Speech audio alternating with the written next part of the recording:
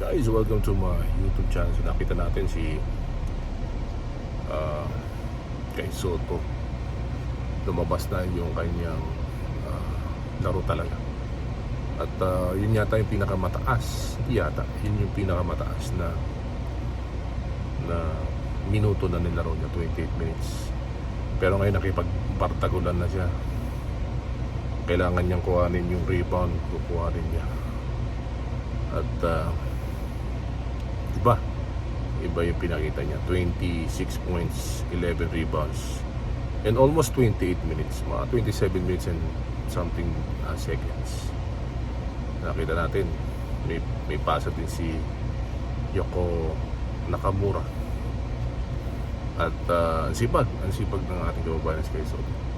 Talagang konting-konti na lang maging bato-bato pa, tapos gampanan lang niya yung kanyang role bilang isang sentro, maging pasensyoso at i-improve pa yung low post na laro at magkaroon ng magandang footwork. Wala na, kompleto na siya.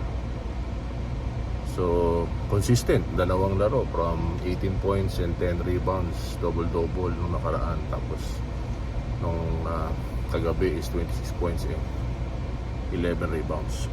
So kung magpapatuloy yun at nakikita rin ng kanyang coach ang isang Kai Sotto, kung gaano ka-importante ang isang Kai Sotto. Tsaka ang laki pa, magaling kumilos, magaling pumesto, may shooting.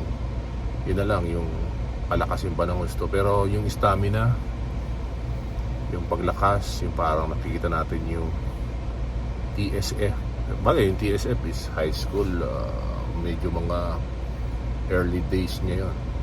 Ito professional, so medyo napapantayan na niya. Talagang ganda. Keep it up, Kai Sotto.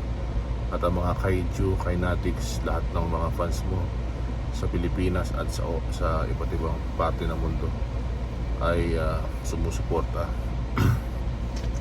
sa karir mo at pagpasok mo ulit sa NBA. At pagpatuloy mo lang, tuloy mo lang yung gym, pagpapalakas, at makakamtan mo rin. 21 years old ka pa lang naman. At sa mga subscribers natin, patuloy lang kayong mag-subscribe at pagkatiwalaan ng ating channel, at i-update natin kung ano ang mga kaganapan sa ating kababayan na si Kai Sotto. At sa PBA, nag-3-2, tinalo ng San Miguel ang Magnolia. So tingin ko San Miguel yan, pero lalaban ng Magnolia. Pero balik tayo kay Kai Sotto. Talagang Kai Sotto, salute to you.